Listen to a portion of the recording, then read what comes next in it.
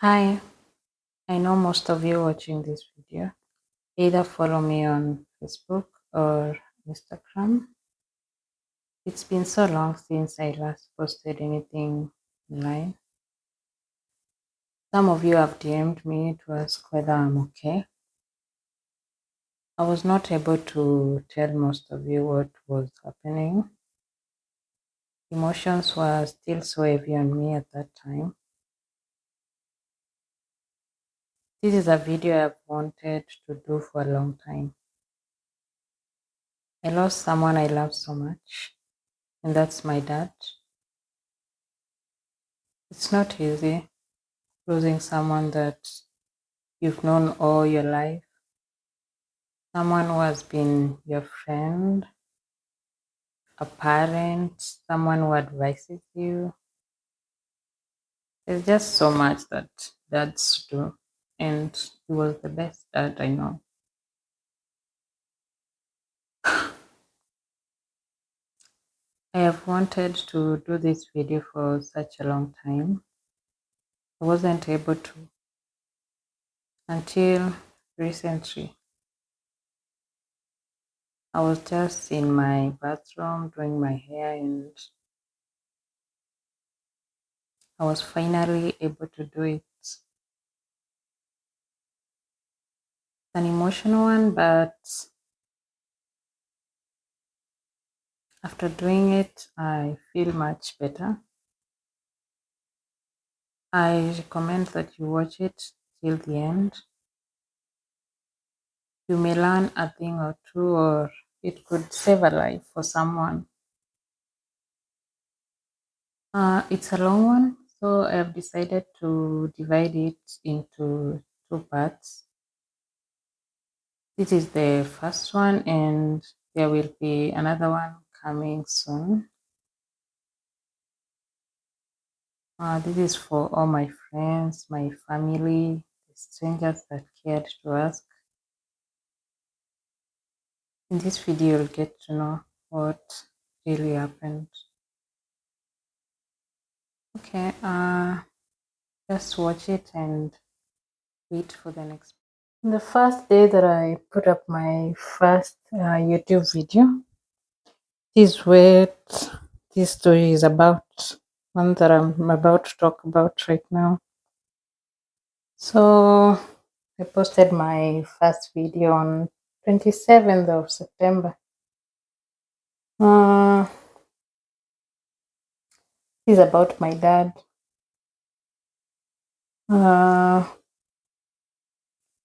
I lost my dad and it's been so hard to talk about it. The emotions that comes with losing a parent, no one really prepares you for such an horrific thing. Uh, so my dad is born a healthy baby. He grows up pretty much as any other normal child. But as time goes by,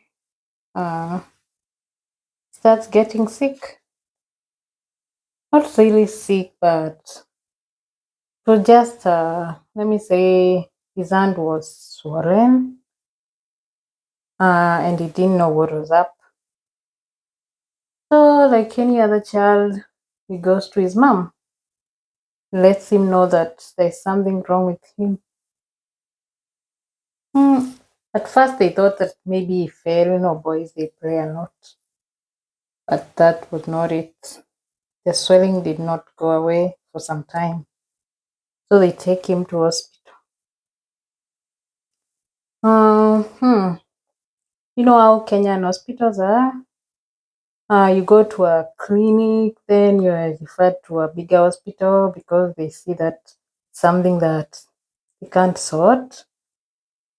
So that's what happens with my dad. So he goes all the way to the highest level. And that's when they discover that he has a tumor growing on his hand. right here, somewhere right here.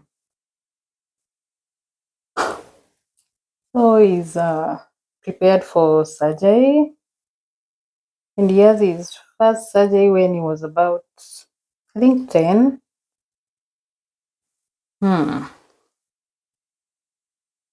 So after his surgery, the tumor goes away, he heals, he's better, life moves on.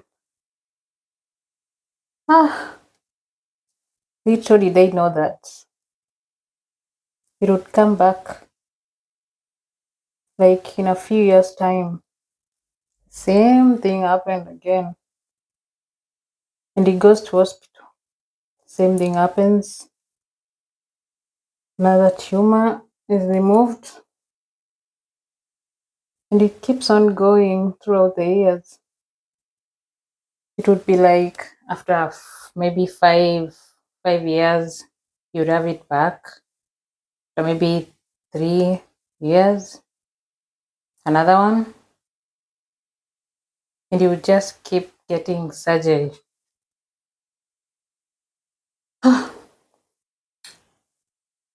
So,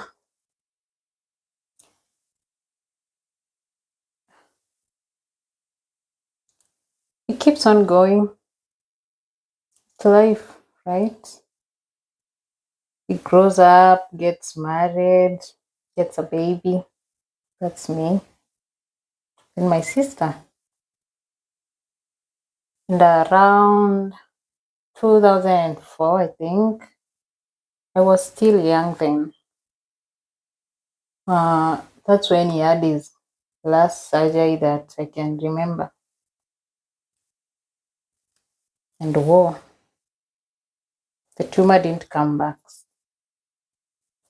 I think the surgery then was extensive, I can say.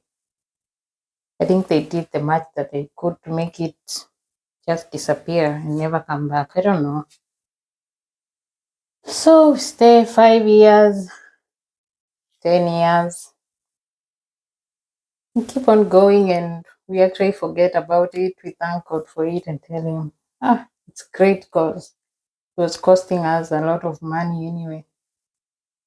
So we move on. So fast forward to 2020. My dad starts having these headaches or migraines, I can say, that come like every day, almost every day, or maybe 4 days in a week. That's a lot, right? So he takes painkillers. He doesn't know what's going on. His back starts to hurt. So he goes to hospital.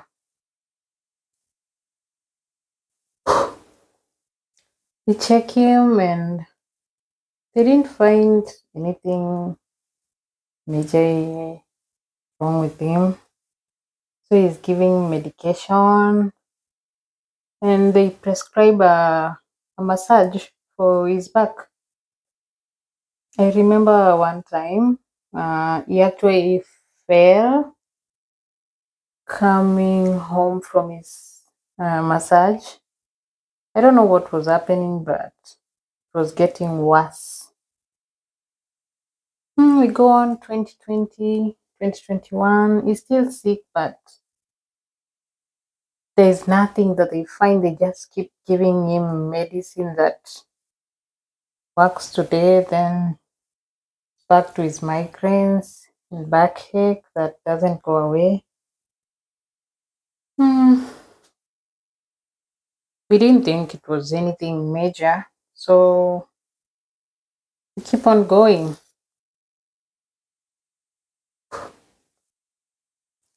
So we get to last year, that is 2023. His sickness worsens. His headaches were getting worse. His back was bad as well. And you could tell that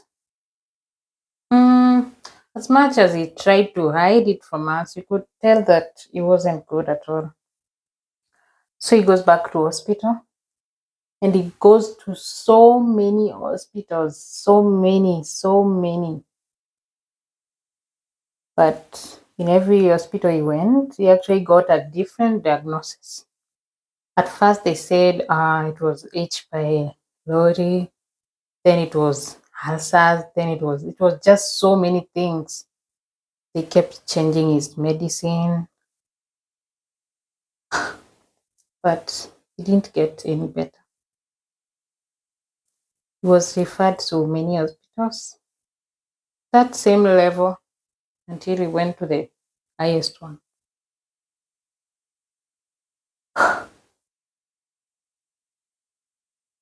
Hmm, I didn't really know, since I've been away from home for quite a while. I didn't really know how bad his sickness was. You will talk and he'll tell me that, I'm not feeling so bad today. I think, our parents, they try to hide things from us. They just don't want us to worry so much. So we keep on. Hmm. After being referred to that eye hospital, that I can mention the name here, hmm, they had requested him to have a surgery because his tummy was getting sick as well. I forgot to say that part. Yeah, he was starting to have stomach aches and some sores, which they said it was ulcers. But the ulcers were not getting any better. No matter the medicine he took, no matter what he did, every remedy that he tried for ulcers. So we thought that it was certainly not ulcers. Couldn't be, because it wasn't getting better anyway. That goes to hospital. Guess what happens? Doesn't get the surgery. Instead, they change his medicine again. They give him other medication. And they tell him that he also had blood clots on his legs going all the way to near his lungs, something like that. They give him medication and they ask him to come back after 6 months. Person they are discharging is very sick, according to what I know now. Because now then I didn't know how sick he was, because we would talk on the phone, but he would never let me see him. So he goes home, and now he just doesn't know what to do anymore. He has gone to like every hospital we could think of. He has spent so much money. As a family, it was like really draining us. Keep on going, and this one day, my sister just decides that dad is really getting worse, and she has to show me. So she takes her phone and takes a picture of dad while he was just seated outside. She sends it to me. I remember I was in this bathroom taking a bath. So I come out, pick my phone, and scroll down. I open the picture.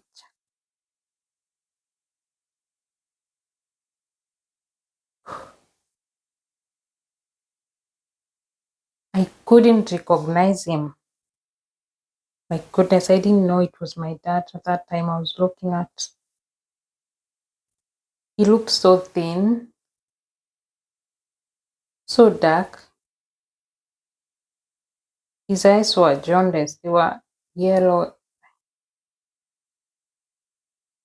I cried so much.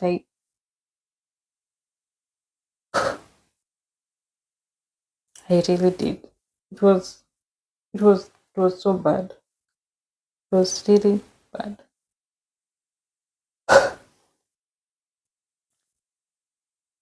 So at that moment I decided that I have to go home. I have to go see him. He's so bad. He looks weak. I don't know. He called him, and I remember him telling me that he's going to fight. At that time, he couldn't eat. So you try to eat and, sorry, you try to eat and food will just come out. You just don't know. There's no digestion going on. So it was just weak. So we decided to take him to another hospital. So it would be a bit expensive. We decided that this is too much. We have to keep trying for him. And so it goes. And I booked my flight to go home see him. He goes to hospital and they decide to take a MRI, yeah, a picture MRI to determine what's wrong with his tummy because his tummy was too much. His back, the headaches, everything was just getting out of control, and he was so thin he couldn't eat. So they decide to take almost all the tests to see what's wrong with him. Thank God for the doctors in that hospital because they finally got the proper diagnosis for him, one that he didn't get anywhere else. My dad had cancer, the worst kind, the one that doesn't show any signs until it's on the fourth stage. My dad had pancreatic cancer. I got the information and went to Google. So I Googled and all the signs, everything that was happening to him was right there on Google. His back, his jaundice skin, his weight loss. It was all there.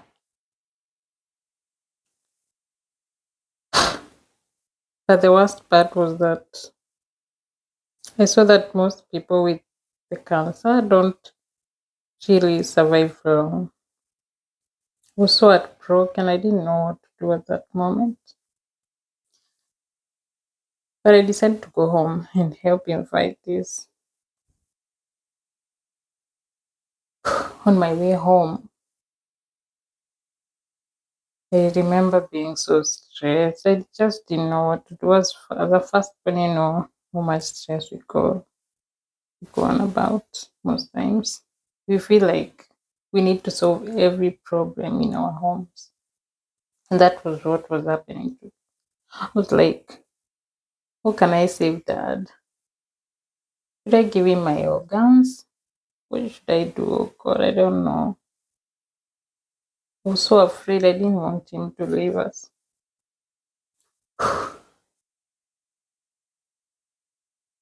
So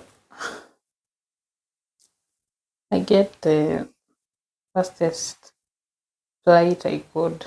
That was on the 26th of September. And I go home. I'm a bit stressed, but I just had to.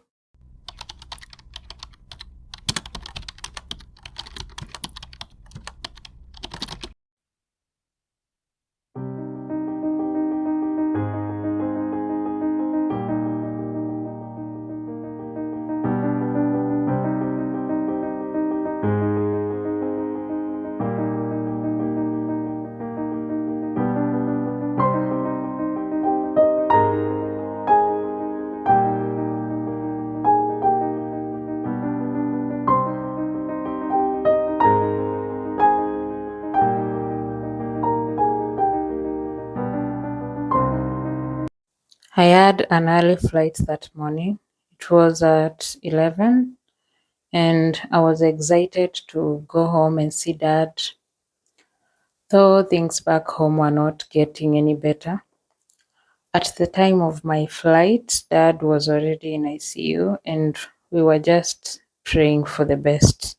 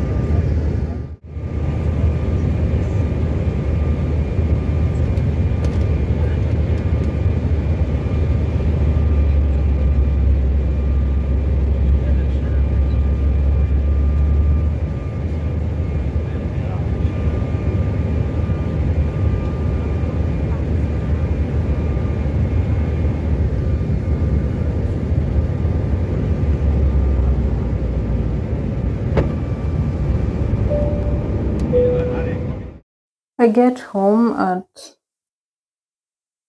around 9. We land at 9. And I go to rest. I was really tired from the flight. I go and take a rest. And the next day I decide that I'm going to see Dad. Of course, I couldn't call him because his phone had been taken. He was now in ICU. It was really bad. Next day, I just wake up so early in the morning and I'm ready to go. The driver that was supposed to pick me, someone was family, but he didn't really come on time. I waited for him for such a long time, almost the whole day. The whole day, actually. I didn't know the hospital so well and I didn't know what to do, so I just waited for him. I was like, I'll still see Dad, so I must as well wait because you'd visit him. You'd visit him so many times, so he knew the ins and out of the hospital. It's an hospital I've never been to before. Okay, I think I have, but just once, and it's so big. I couldn't navigate it alone, even if I wanted to. Plus, I was away from home for such a long time. There's so many things I didn't have. I didn't even have like phone to call. Not a phone. I mean number. Have a different number. M-Pesa, fixing all those stuff. So I had to wait anyway. I needed the help. He comes at 7. I wasn't alone. So we go to see him. On getting there, surprisingly, all the people that we came with, they just got in the hospital and wouldn't come back. You just enter, ask me to wait a bit. I was a bit confused. I didn't know what's happening. What's up with these people? They keep disappearing. They keep asking me to wait outside. It was just crazy. But I wait anyway. At long last, I just get tired. I'm like, I'm a grown up. I can as well go and find him. These people are not helping anymore. On my way inside, I meet with my cousin. She's someone we've grown up with. She's such a sweet girl. You'd go see dad, feed him so many times. I thank God for good family that supported me throughout that time that I wasn't there. Oh, my dad was in Nairobi and my home is at Meru, so my family in Nairobi helped with going to see him and feeding him most of the times. I go in and I just don't go in. I was just walking, then I see my cousin on the other end. So I go and meet her. I mean, she's happy. It didn't seem that like there was something really going on. So I asked her, I came in with some people and the avo disappeared. I'm trying to see dad, where I can see him. You've been coming here to see him, so can we just go and see him?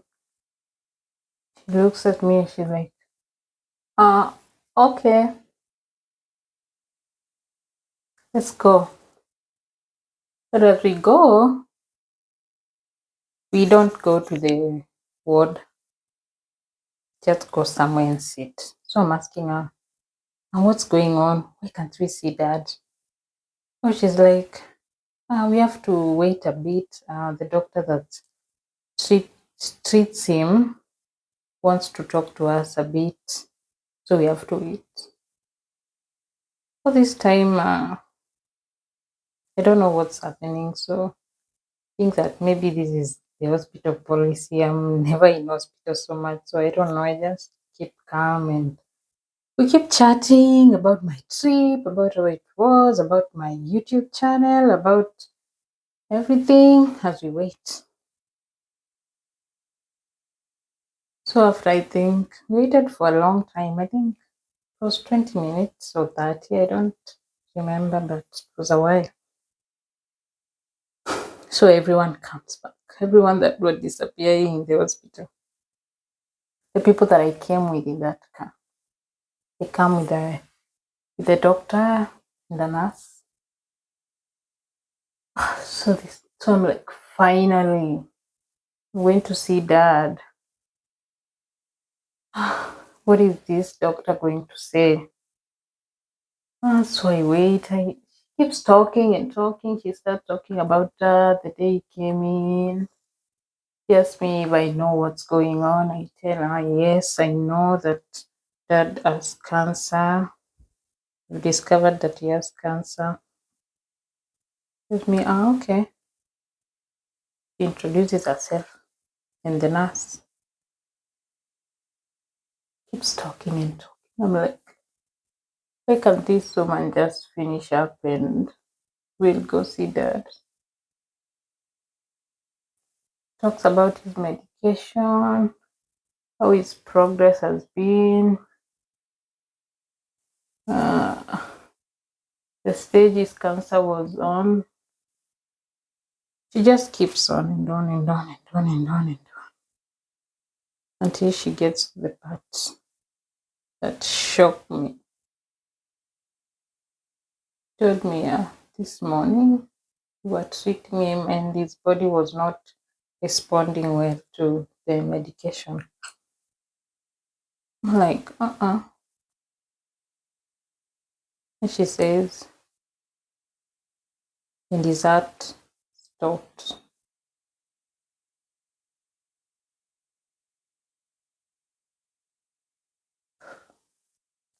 At that time when she said that, in my head, it's like I didn't know what she meant. It just didn't hit me. I was crying, yes, but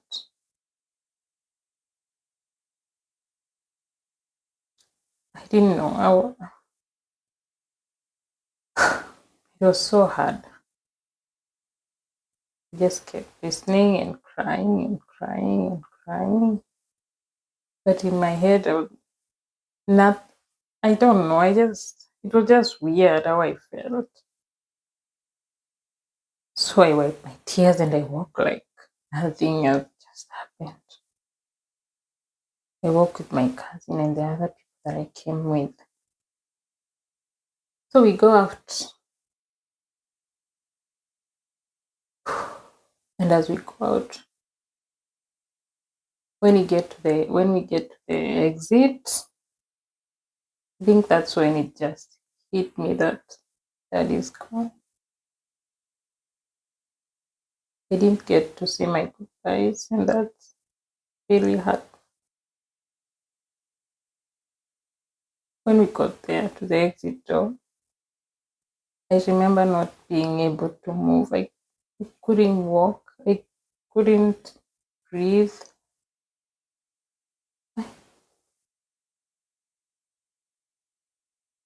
I just screamed so much. I cried.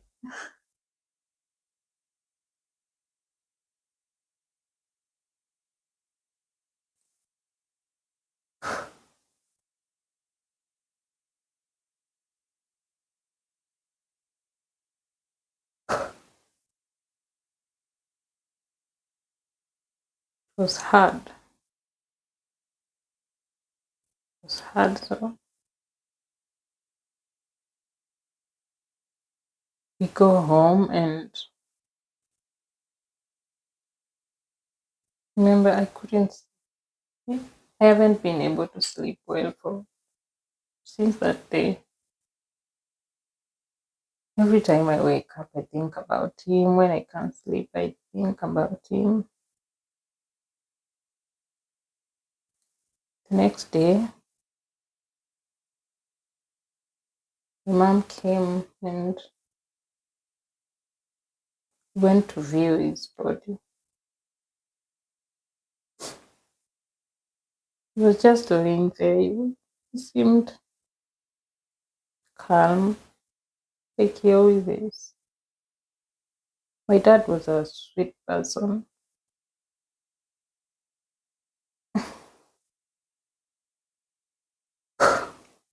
Hmm. He was the most selfless person I knew.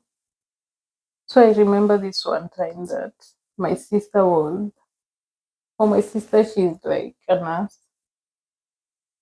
not a nurse, a surgeon assistant, something like that. Yeah.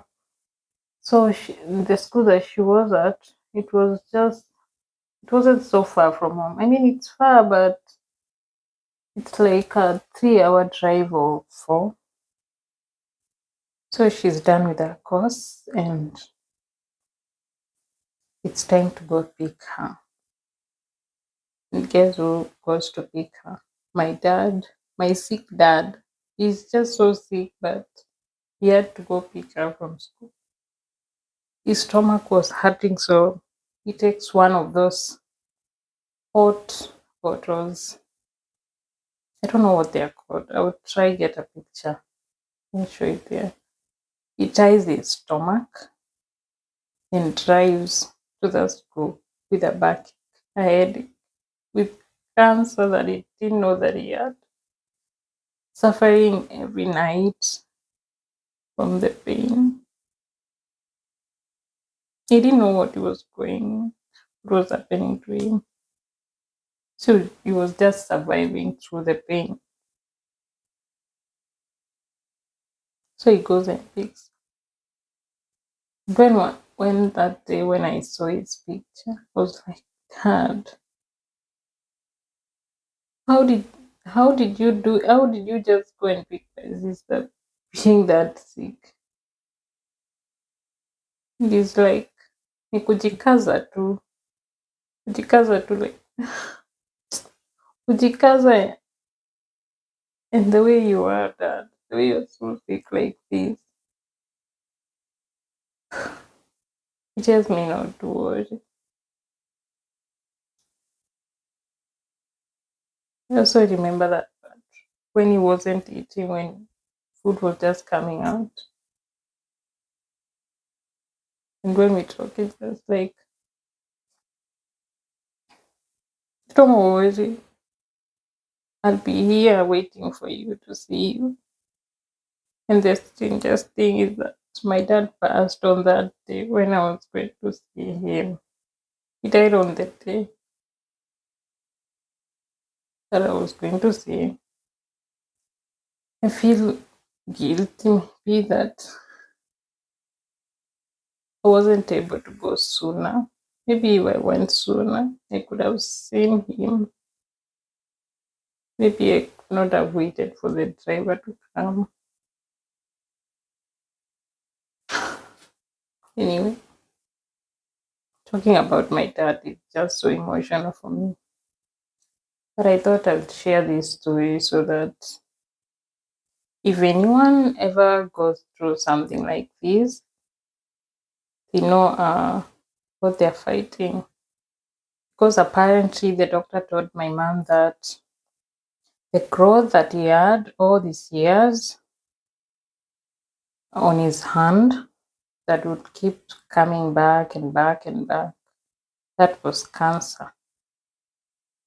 And when they did that extensive surgery, uh, it migrated, something like that, and went to his stomach and grew in a place that wasn't disturbed. I mean, with your stomach, you never really know. You never really think of something like that.